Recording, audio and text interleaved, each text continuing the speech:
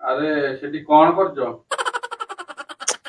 କୁହନି କୁହନି ମୁଁ ପୁରା ଚିନ୍ତାରେ ପଡିଗଲିଣି। କଣ ପାଇଁ? ଏ ଆମ ସରକାର ମୋଦିଜୀଙ୍କ କଥା ଶୁଣି ଶୁଣି ମୋଦିଜୀଙ୍କ କଥା ଶୁଣିକି ହଁ ପରା, ଦେଖୁନ କେତେବେଳେ କହୁଛନ୍ତି ସୁନା କିଣନି, କେତେବେଳେ କହୁଛନ୍ତି ତେଲ ଅଳ୍ପ ଖାଅ, ପୁଣି ଏବେ କହିଲେଣି ବାହାରକୁ ଆଉ ବୁଲିବାକୁ ଯାଉନି। ଏ ଗରମ ଯୋଉ ଭଳିଆ ହଉଛି, ମଣିଷ ଟିକେ ଚାରିଟା ବେଳେ ପାର୍କକୁ ଯାଉଥିଲା, ବୁଲିବାଲିକି ଆସୁଥିଲା, ମାର୍କେଟ ଯାଉଥିଲା, ଟିକେ କଫି ଲସି ପିଇକି ଆସୁଥିଲା, ତା ବି ମନା କଲେଣି ଯେ ବୁଲିବାକୁ ଯାଉନି। ତ କଣ କରିବ କୁହ?